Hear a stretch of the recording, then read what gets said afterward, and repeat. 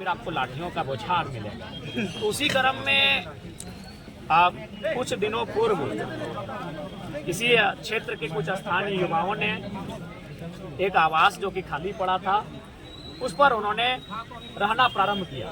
अब सवाल है कि ये युवा इस आवास में रहने के लिए कैसे प्रेरित हुए भाई, क्योंकि ये क्वार्टर है। तो ये इसलिए प्रेरित हुए कि बगल में इन्होंने देखा कि एक एक व्यक्ति ने कहीं 7 क्वार्टर पे कब्जा किया है, तो किसी ने देखा 5 क्वार्टर पे कब्जा किया है। तो इनको ऐसा लगा कि शायद ये जो है इसकी कोई निगरानी नहीं करता, इन जो क्वार्टर हैं इनका कोई देखभाल नहीं करता है, या फिर किसी की जिम्मेवारी नहीं है इन क्वार्टर्स की।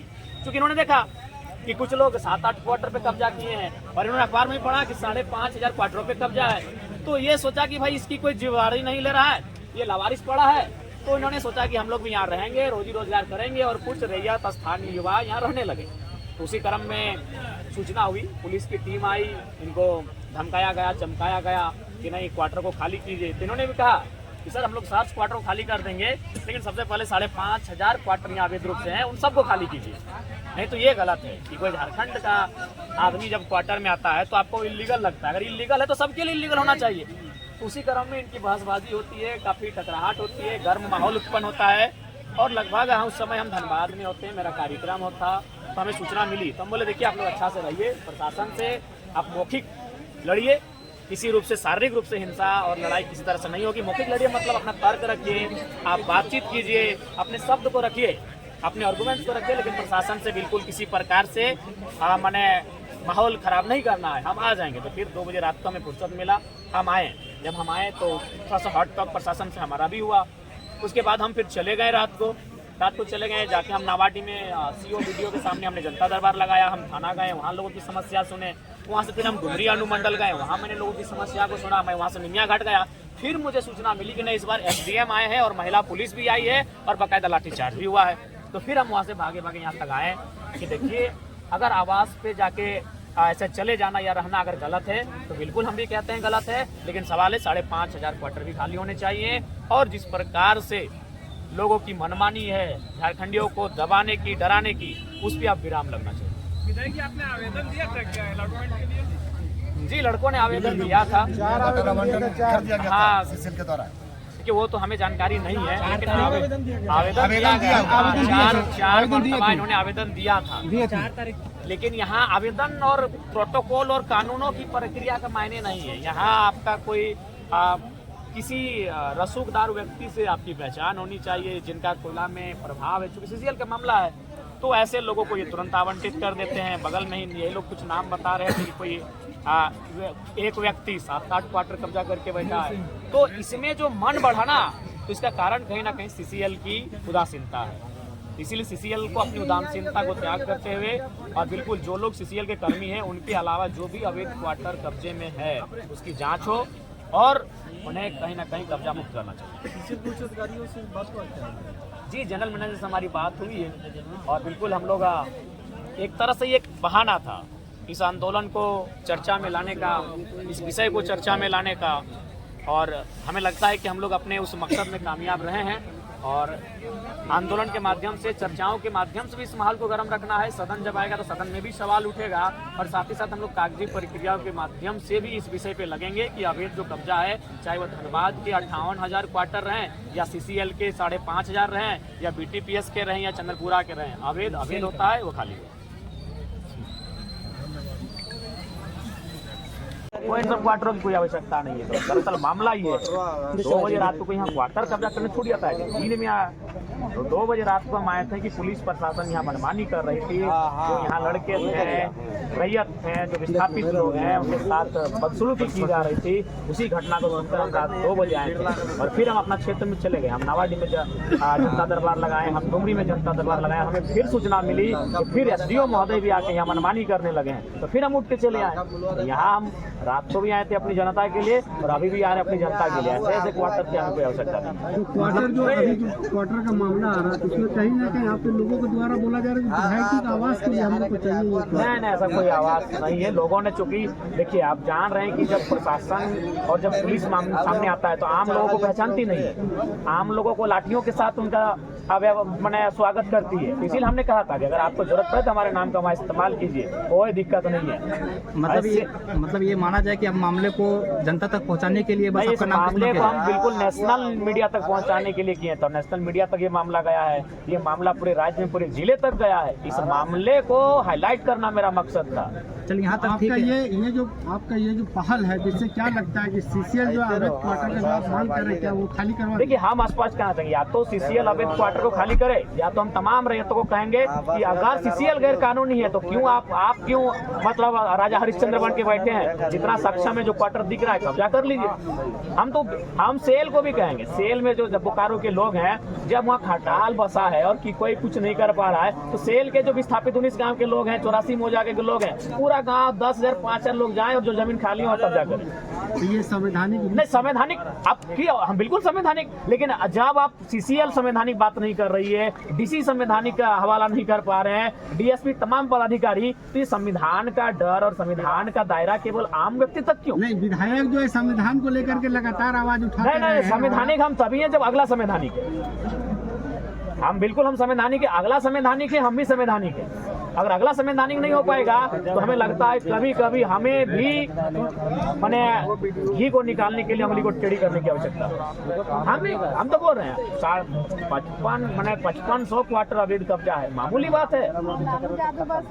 और ये क्या मामला है कि मान के चलिए कुछ लोग जो बड़े नेता कहिए, बड़े माफिया टाइप के लोग कहिए, वे लोग 7-8 क्वार्टर ले लिए हैं और 1 लाख 2 लाख में बेच रहे हैं उन क्वार्टरों को। तो गलत और असंवैधानिक तो वे कर रहे हैं और सीसीएल को जानकारी है। तो जब भारत देश की एक मान्यता प्राप्त संस्था जिसको हम सीसीएल कहते हैं, अगर वो संवैधानिक है तो एक आम व्यक्ति कितना संवैधानिक रह पाएगा? इसीलिए संविधान, जब सभी लोग संविधान का पालन करेंगे तभी संविधान की सुंदरता रहती है। इसीलिए वे तो सक्षम पदाधिकारी, उनको सबसे पहले संविधान का अनुपालन करना चाहिए और कल ही सीसीएल कर्मियों के अलावा जो लोग भी हैं उन्हें खाली करवाना चाहिए। हाँ, हम एक, क्योंकि यही मेरा तर्क रहेगा, इसीलिए हमने ये आज थोड़ा नया थोड़ी हमको लगता है। इससे पहले भी कुछ दिन पहले चंद्रपुरा में, आज कभी बीटीपीएस में, तो कभी आपका मकोली में इस प्रकार की घटनाएं घटती है कि जब गांव का आदमी क्वार्टर में जाता है तो उनको दुत्कार किया जाता है, और जब कोई माफिया प्रवृत्ति का संरक्षण लेके आता है तो उसको 1 नहीं 7-8 क्वार्टर दे दिया जाता है। तो एक्चुअली से लोगों की बात कोई सुन नहीं रहा था और सही रास्ते से कोई सुन नहीं रहा था, तो मानते हैं ये रास्ता थोड़ा टेढ़ा था, लेकिन मामले को हाईलाइट करने के लिए ऐसा करना पड़ा।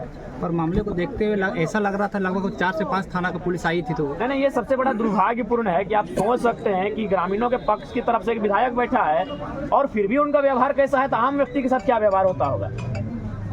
ये कोयलांचल में क्या मनमानी हो सकती है? ऐसे ही नहीं इतने नेताओं का कत्ल हुआ है, उसमें पुलिस प्रशासन का भरपूर योगदान होता है। नहीं, समझिए, ठीक है, जनता सही है कि गलत है उसका चर्चा हम बाद में करते हैं। इनकी तरफ से एक विधायक पक्ष लेके आया है तो कम से कम मैनेजमेंट को सामने आके बात करनी चाहिए थी, एसडीएम को आके सामने बातचीत करनी चाहिए थी। विधायक जी, ये ठीक नहीं है, ये उचित नहीं है, आप लाठी लेके पहुंच गए। कुछ लोग बोल रहे थे महिला पे लाठी मार, महिलाओं पे लाठीचार्ज हुआ है, इनकी चूड़ियां तोड़ी गई है, इनके हाथों में चोटें लगी है, जैसा माहौल बन गया था यहाँ पे। बिल्कुल, ये बहुत ही दुर्भाग्यपूर्ण है। तो वही तो हम बताना चाहते हैं कि वही हम हम बात अपना रखना चाहते हैं कि एक विधायक ग्रामीणों और रैयतों के पक्ष की तरफ से आया है, सो इनके साथ ये दुर्व्यवहार है, तो आम व्यक्ति का क्या हाल होगा? अभी आपका अगला कदम क्या होगा? हमारा अगला कदम यही होगा, हम लोग कानूनी प्रक्रियाओं से और इस प्रकार के दोनों, हमारा एक टीम कागजी कलम और कोर्ट के सहारे इस मामले को लिखित रूप से लेके जाएगा, एक टीम हमारा इसी प्रकार आंदोलनों के माध्यम से जो गलत तरीके से जो चीजें चल रही है उनके खिलाफ अपनी आवाज, मतलब एक तरीके से कहा जाए अवैध कब्जा खाली करो अभियान चलेगा। चलना ही चाहिए, गलत बात है। क्यों अवैध कब्जा भाई, क्यों अवैध कब्जा? भी 1-2 नहीं 5,500 क्वार्टर, और धनबाद में भी शायद 6, हम बोले 13 नहीं, हमको लगता है ज्यादा, वहाँ 8800 कुछ आसपास है। पुलिस वही लोग को संरक्षण दे रही है, तो चूंकि पुलिस संरक्षण उन्हीं लोग को इसलिए देती है क्योंकि पुलिस की माफियाओं के आगे नहीं चलती है। और कोयलांचल में जो है, जो दबंग प्रवृत्ति के लोग हैं, माफिया प्रवृत्ति के लोग हैं, उनके हाथों में कोयलांचल है, इसीलिए आम व्यक्ति सताए जा रहे हैं ना। तो अगर आज आम व्यक्ति की आवाज को उठाने के लिए आज ये 70 वर्षों से सही रास्ता चयन कर रहे हैं, आज ये 1986 से, कोई 1985 से सही रास्ता का चयन कर रहा है। बताइए, हम तो धनबाद का भी ये 5 58,000। हम तो मिस्टेक एक हो तो वर्डे मिस्टेक कर दिए हम। इस पे 5 तो बोले पुलिस नहीं कार्रवाई करती है, तो क्या कहिए? 58,000 आवासों पे अवैध कब्जा है। 58,000 समझ रहे हैं, वहाँ 58,000, ये तो 5 मामूली, यानी 60,000 आवास। अगर यह सत्र चलती है इस बार फरवरी में, तो आप इस मुद्दे को बिल्कुल इस मामले को हम उठाएंगे। इसीलिए मैं मानता हूँ कि हमारा ये रास्ता थोड़ा सा टेढ़ा है, रास्ता थोड़ा सा लीक से हटकर है, लेकिन इंसान मजबूरी में इन रास्तों पे आता है।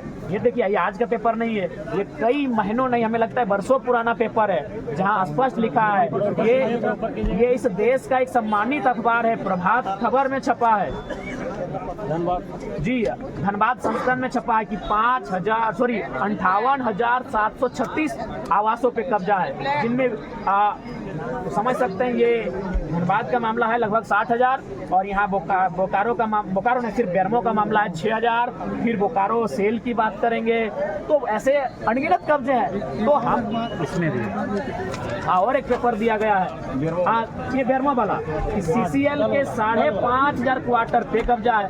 CCL, ये तो CCL के 5,500 क्वार्टरों पे कब्जा है। जो लोग हमें संविधान की पाठ पढ़ा रहे हैं, जो लोग हमें संविधान का ज्ञान दे रहे हैं, उनका ज्ञान इन सब विषयों पे क्यों नहीं है? ये कौन सा संवैधानिक कार्य है? 60,000 आवास पे कब्जा, 5,500 आवासों पे कब्जा, ये तो दुर्भाग्य।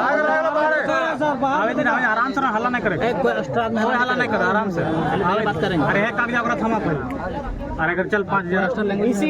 इसीलिए मेरा मानना है, यहाँ बेरमो में, धनबाद में, बोकारो में असंवैधानिक कार्य, बल्कि पुलिस प्रशासन के संरक्षण में असंवैधानिक कार्य हो रहा है। तो अगर कोई संविधान को ताड़ कर रहा है तो संवैधानिक लोग कर रहे हैं। का क्वार्टर सबसे ज्यादा विधायक जी आने दो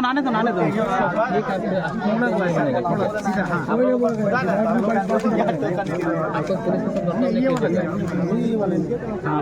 CCL वाला बेरमो जरामदा थे नहीं इधर इधर दादा इधर